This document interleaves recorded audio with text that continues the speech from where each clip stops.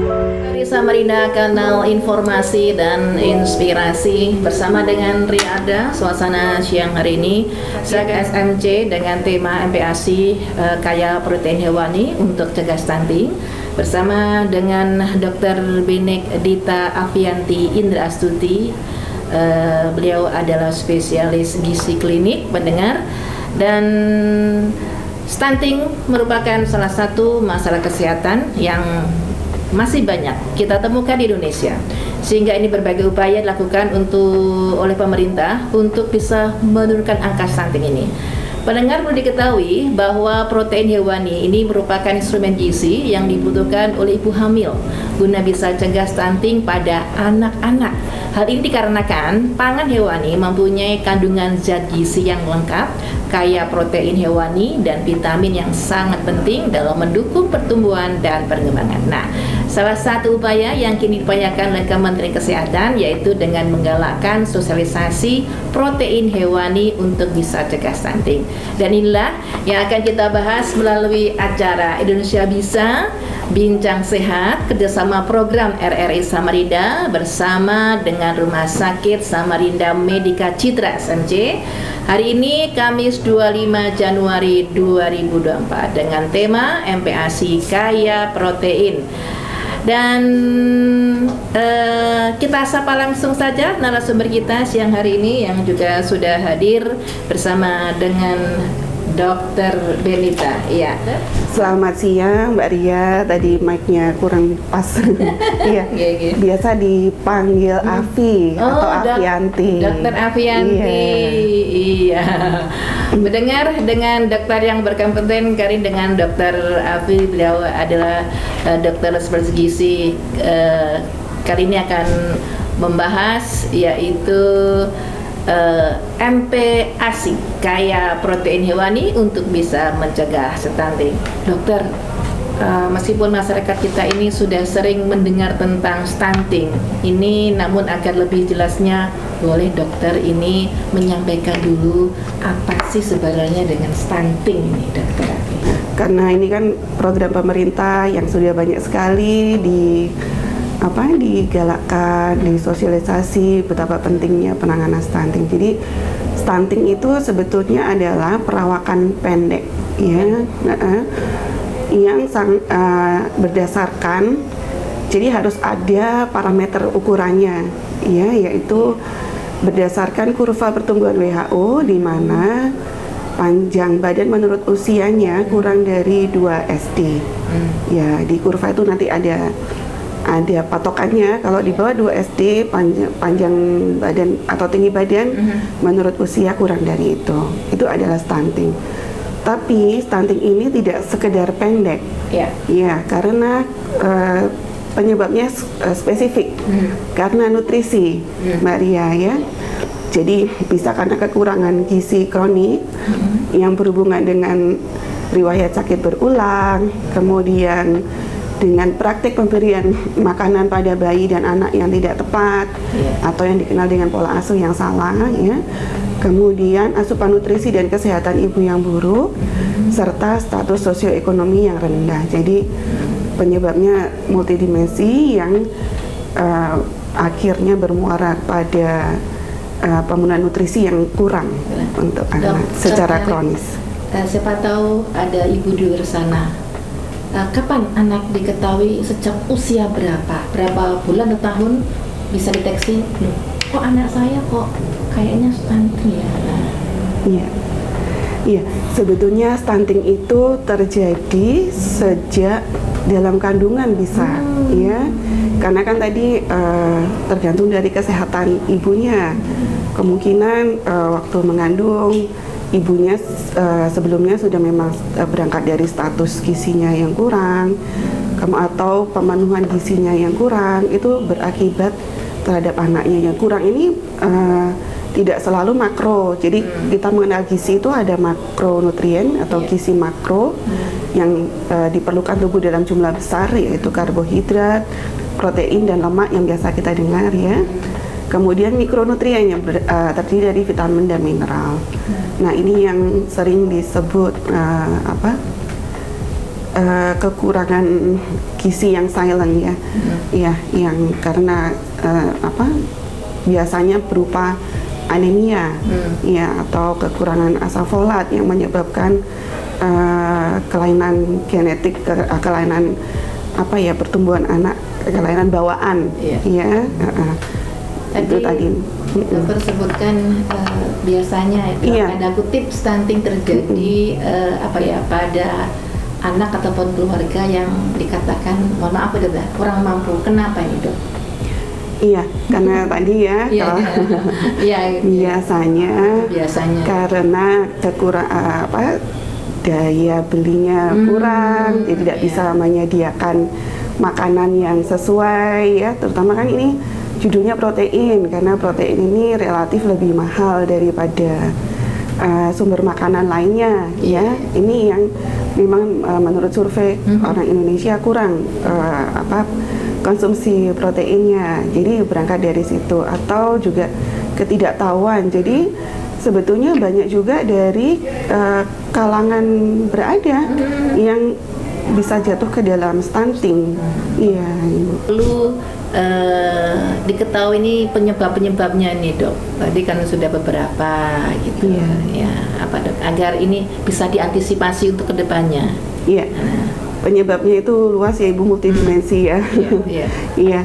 Mulai dari yang jadi akar masalahnya itu adalah masalah ekonomi, politik, sosiokultur atau sosiobudaya, ya, yang kemudian mempengaruhi finansial, sumber daya, kemampuan fisik dan sosial, dan berimbas pada akses rumah tangga pada sumber daya berupa tempat tinggal, pendidikan, pekerjaan, pendapatan, dan teknologi, yang akhirnya yang berikutnya itu mempengaruhi ke rumah tangga yang rawan pangan, pola asuh yang tidak tepat, akses pelayanan kesehatan dan lingkungan yang tidak adekuat, menyebabkan akses yang tidak adekuat tadi, dan banyaknya penyakit infeksi berujung pada malnutrisi atau kekurangan nutrisi pada ibu dan anak. Itu tadi, jadi multidimensi. Kenapa protein hewani ini bisa mencegah stunting ini, Dok? Protein hewani itu punya kelebihan. Kan kita mengenal protein ada dua. Ada protein hewani dan nabati. Dua-duanya juga penting. Tetapi stunting ini kan kejadiannya pada anak-anak. Dan anak-anak ini bukan miniatur dari dewasa, ya. Di saat anak-anak, protein hewani yang lebih dipentingkan karena pertama, kandungan gizinya, kandungan jumlah proteinnya lebih banyak daripada protein nabati dalam porsi yang sama, yang dikatakan satu porsi, ya. Kemudian jumlah lemaknya, komposisi lemak, protein, dan mikronutrien lainnya itu mirip dengan ASI. Ya, jadi ASI itu kan adalah makanan bayi sampai usia 6 bulan dan dilanjutkan sampai 2 tahun ya.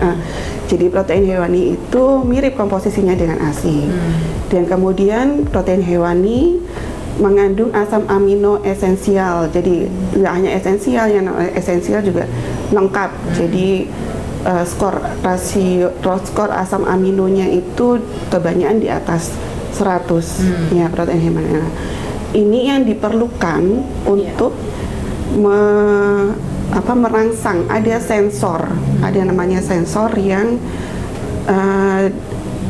untuk merangsang sintesis protein, lemak, dan sintesis lainnya untuk keperluan pertumbuhan anak dan bayi, ya.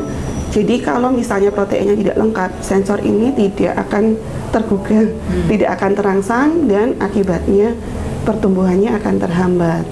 Jadi kalau kita hanya memberikan protein nabati atau bahan lain tanpa protein hewani, itu yang akan terjadi. Dokter, sebagai orang awam ya, kalau kita mungkin tahan siapa tahu lagi menurut sana, apa saja itu sumber-sumber protein hewani yang baik ya? Ini sebagai makan pendamping dari ASI sendiri ini. Iya. Kalau sumber protein hewani kan kita tahu ya, misalnya telur, kemudian unggas, Iya, ayam, bebek, ya. entok misalnya. Ya. Kemudian daging-dagingan, Daging. hasil-hasil laut, ikan, udang, kemudian seafood, ya, itu adalah sumber-sumber protein hewani. Sebetulnya kalau mau dibilang bagus atau enggak, yang paling bagus adalah diversifikasi atau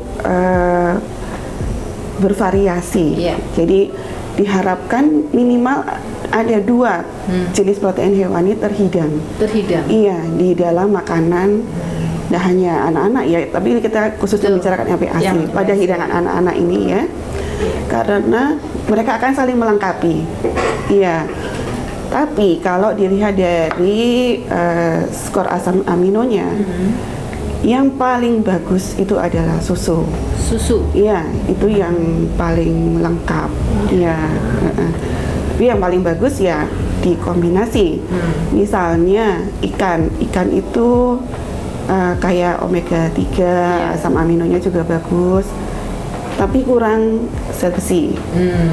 Kalau kita kombinasi dengan hati ayam misalnya, itu akan lebih lengkap karena hati ayam zat besinya lebih tinggi. Ya, misalnya seperti Siapa sih sebenarnya yang menjadi sasaran utamanya nih dokter ya untuk pemberian MPASI sendiri? Apakah khusus hanya untuk bayi ataupun balita untuk saat sekarang ini? MPASI adalah makanan pendamping ASI. Jadi sasarannya adalah bayi di atas 6 bulan sampai 5 tahun sebetulnya. Iya, sebenarnya sampai 2 tahun ya, karena ASI itu diberikan untuk program pemerintah itu sampai 2 tahun. Tapi yang terbaru guideline dari WHO menyatakan bahwa boleh lebih dari 2 tahun. Stunting itu ternyata tidak hanya, maaf tanda kutip, dalam ekonomi lemah, tapi terkadang walaupun mampu mereka juga bisa stunting gitu Iya, ya. bisa. Ya, karena kurang pemahaman barangkali. Iya, kemudian ada penyakit ya, misalnya jantung bawaan, alergi, belum lagi infeksi, ya banyak. Ini nampaknya sudah ada yang ingin bersama-sama ini. Terima kasih, selamat siang RRI. Di perbatasan bahan pangan itu seberapa sulit didapatkan seperti daging sapi, telur dan lain sebagainya. Tetapi bahan pangan lokal baik ditanam maupun hasil hutan itu banyak. Tapi sayangnya belum diketahui nilai gizinya ini dok, terutama hasil hutan belum banyak diidentifikasi apa kandungan gizinya. Terus bagaimana? Apakah bahan ini juga bagus untuk penanganan stunting? Bapak Ibu dari perbatasan Long Apari, terima kasih atas pertanyaannya. Ini sangat bagus ya. Iya. Berhubungan dengan pangan lokal, karena memang itu adalah salah satu syarat dari MPASI berkualitas. Sebenarnya mengedepankan pangan lokal juga ya. Jadi apa yang menjadi kearifan lokal yang dianggap menjadi makanan dan selama ini baik untuk penduduk setempat, itu pasti ada gizinya. Hanya makanan dibagi menjadi zat gizi makro tadi, yaitu karbohidrat, ada yang jadi protein, ada yang jadi lemak ya.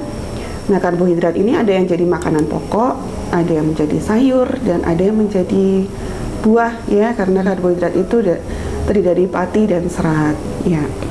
Kemudian pasti ada ya, kayak misalnya sumber protein yang baik dari perbatasan, baik kekayaan hewani yang lokal ya, yang ada misalnya dari perairan di situ menghasilkan apa.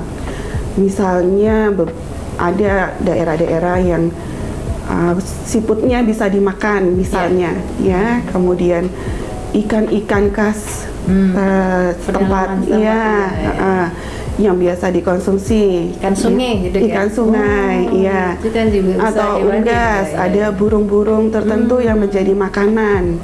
Bahkan ada masyarakat yang memanfaatkan serangga sebagai sumber protein hewani. Serangga. Ini adalah kearifan lokal. Jangkrik goreng. Seperti misalnya ulat sagu. Oh, Iya. iya. Atau kalau di Jawa Tengah itu ulatnya pohon jati. Iya. Iya. Misalnya begitu. Oh, iya. Belalang juga Iya, ada. belalang, Iya. makanya saya bahasa Surabaya jangkrik. Gurih. Beda kalau jangkrik. Oh, jangkrik. Beda lagi. Belalang ya. Iya, belalang. Yang di sawah-sawah itu ya. Iya, ada rayap. Rayap. Yang laron itu yang punya Laron sayap. ya, laron dalam musim penghujan itu ya. untuk beberapa orang memanfaatkan untuk sumber protein hewan. Iya, bisa. Iya, ya, sekali lagi ya, Iya. anak kecil, anak-anak itu bukan miniatur dewasa. Iya. Selama ini kita tahu bahwa sayur, buah itu baik untuk kesehatan kita sebagai antioksidan, sumber serat yang memang diperlukan dalam jumlah banyak untuk mencegah penyakit metabolik atau penyakit tidak menular, misalnya hipertensi, diabetes, ya, kegemukan. Tetapi kalau untuk anak-anak, ini sifatnya masih diperkenalkan, terutama yang di bawah 5 tahun. Jadi adanya daun kelor, sayur-sayur lain, buah itu tetap diberikan, tapi bukan sebagai komposisi atau komponen yang utama. Ya. Sendiri ini tambahan jenis apa saja Bu Dokter yang bisa diberikan untuk stunting? Kalau anak sudah didiagnosis ya sebagai stunting, ini ibarat kalau kita menderita penyakit kronis, ya, tidak sekedar batuk pilek. Kalau batuk pilek dikasih obat sama dokter, dikasih edukasi, suruh makan yang banyak, tidur cukup, sembuh. Nah, stunting ini adalah malnutrisi yang kronis, yang sudah menahun, ya, nggak bisa sehari seminggu jadi stunting lama, ya. Berproses. Iya, berproses. Jadi penanganannya juga rumit, ya. Jadi mulai dari pertama kali ditentukan status gizinya. Dari status gizinya kemudian ditentukan di mana misalnya gizi buruk itu ada penanganan tersendiri. Kalau gizi kurang ada penanganan sendiri, dan gizi yang normal juga ada. Dan yang terpenting adalah asupan proteinnya kembali. Setelah dari antropometrinya ditentukan kalorinya berapa, untuk tumbuh kejarnya berapa, ditentukan. Nah, ini secara khusus tadi saya katakan pengobatannya tidak seperti biasa karena memerlukan dalam tanda kutip obat khusus yang namanya PKMK, jadi pangan untuk keperluan medis khusus. Yang ini hanya dokter anak yang bisa meresepkan, ya, di mana ini jenis makanan ini, makanan medis ini memiliki rasio protein dan energi yang tertentu. Jadi 0,89 sampai 0,18 kalau tidak salah itunya. Rasio energi proteinnya. Jadi perlu protein tinggi untuk penanganan stunting ini. Dan tidak hanya dari gizi saja yang untuk penanganannya, untuk mengobatinya, tapi stimulasi juga penting. Iya, stimulasi kasih sayang dari lingkungan. Ciri-ciri stunting itu apa memang tubuh pendek ataupun perut buncit atau gimana itu? Iya. Ini untuk antisipasi siapa tahu di luar sana lagi mendengar. Iya. Tadi kan selain pendek, nampaknya pendek, jadi casingnya pendek. Tapi di dalamnya nih yang lebih penting lagi yaitu perkembangan otaknya. Karena kalau sudah jatuh ke stunting, itu IQ-nya akan turun 20 poin, Mbak Ria. Ya. Nah, ini yang ditakutkan kalau misalnya tidak segera ditangani, gitu ya. Nanti akan menghasilkan generasi di masa depan yang kurang bagus, ya. Padahal cita-cita kita itu akan memiliki generasi emas di 2045, ya. Ini yang jadi program pemerintah, ya. Nah, kalau di awal tadi disebutkan bahwa protein hewani sangat tepat dan baik untuk mencegah stunting. Lalu bagaimana dengan protein nabati? Apakah juga bisa mencegah stunting ini, Bu Dokter? Iya, seperti tadi sudah disampaikan, ya. Protein nabati itu kelengkapannya kurang dibandingkan protein hewani, ya. Sehingga tidak mampu merangsang sensor pertumbuhan tadi, ya. Nah, untuk melengkapi supaya dia seperti protein hewani, diperlukan diversifikasi yang lebih banyak lagi. Sementara kapasitas lambungnya anak ini kan Perlu kecil, ya, tidak mampu menampung sekian banyaknya, ya. Apalagi kalau banyak protein nabati itu kan mengandung serat. ya. Tadi serat itu kalau terlalu banyak akan mengganggu penyerapan nutrien-nutrien zat gizi lain pada anak-anak. Jadi akan semakin susah dalam penanganan gizi buruk, stunting, bahkan pencegahannya nanti. Ya, jadi tidak disarankan. WHO pun dalam panduannya tidak menyarankan untuk mengutamakan protein nabati sebagai pencegah stunting.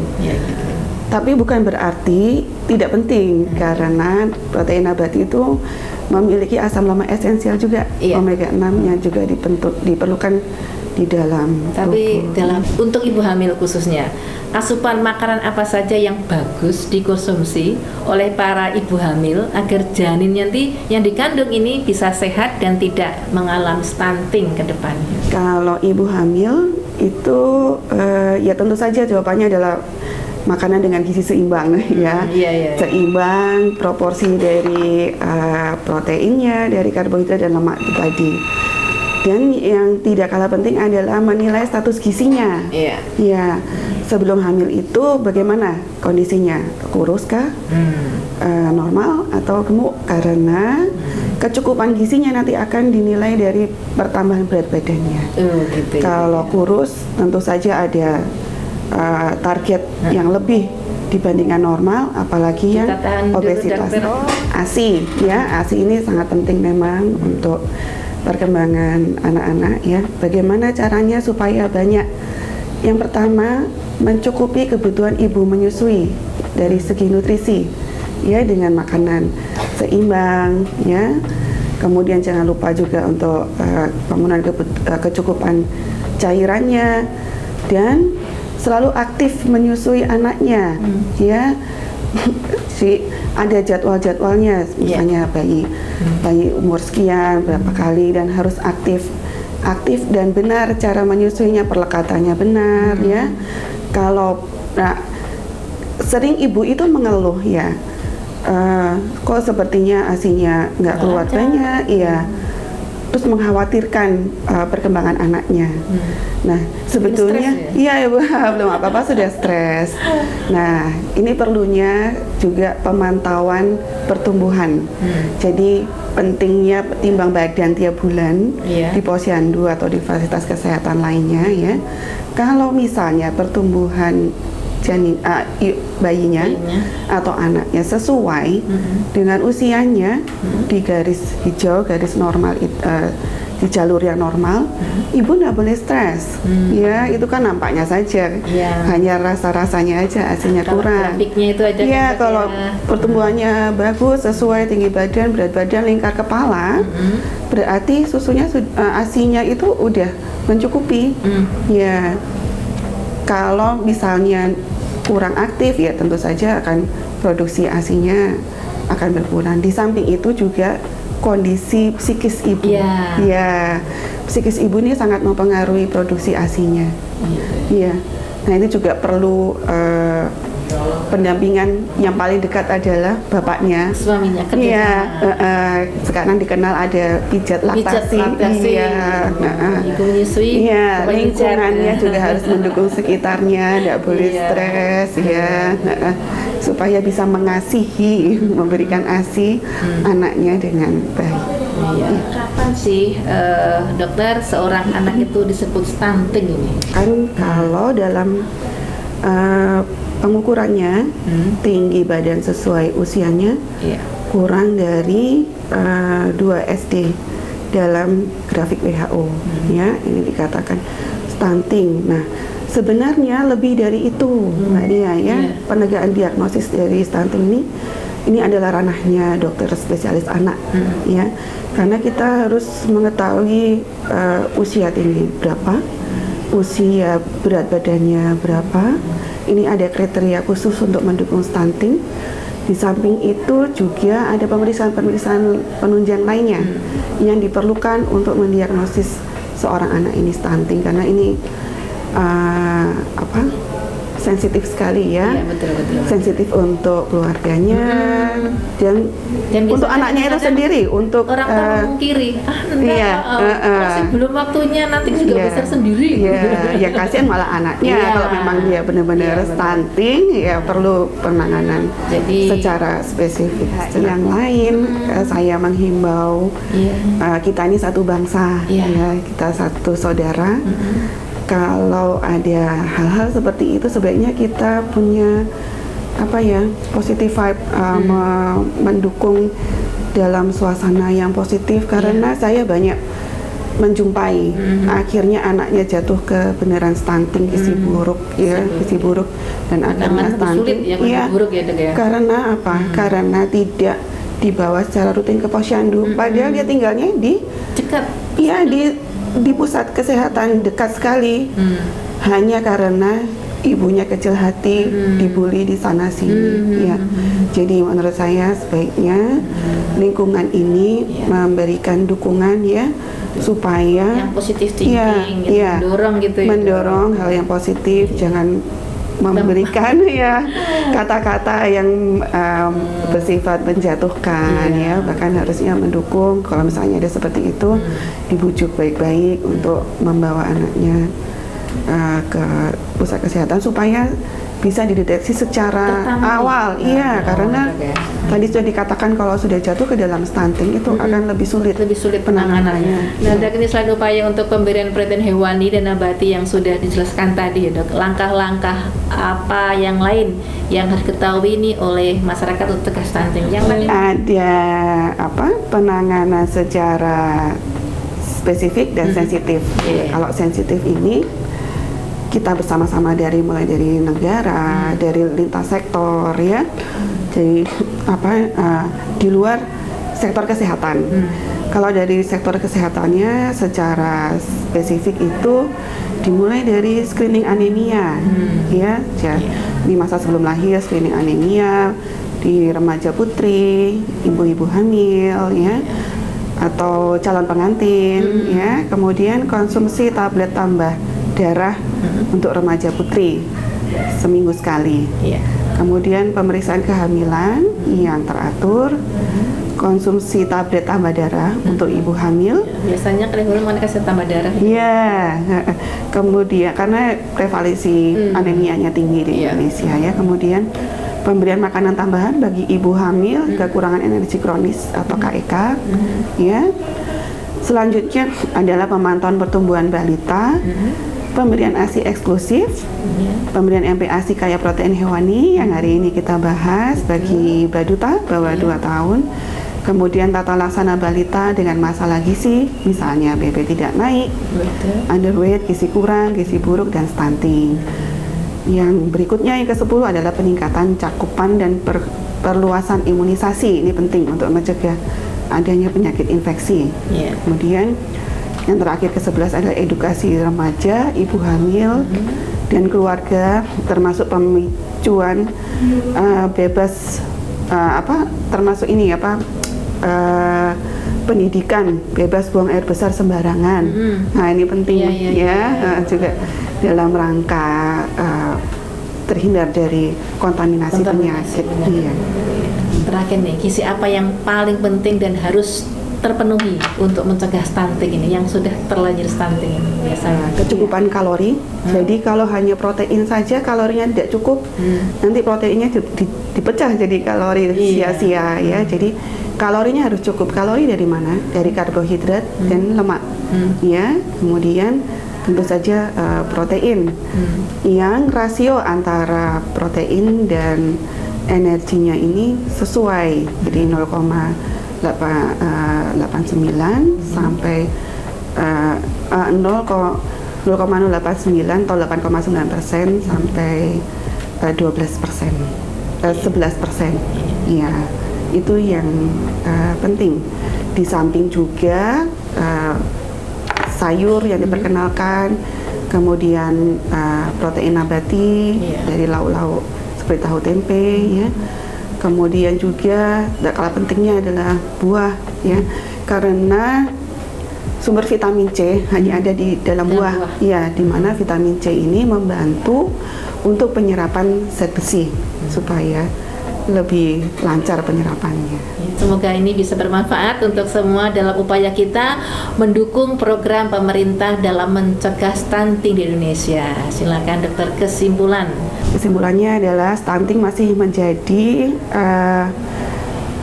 masalah yang dihadapi oleh bangsa kita dari segi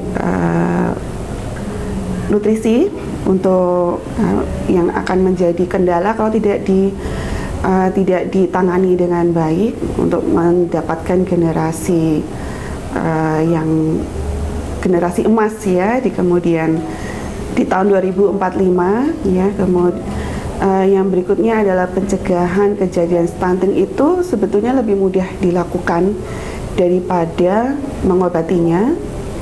Dan pemberian ASI, MPASI yang berkualitas adalah salah satu upaya pencegahan stunting.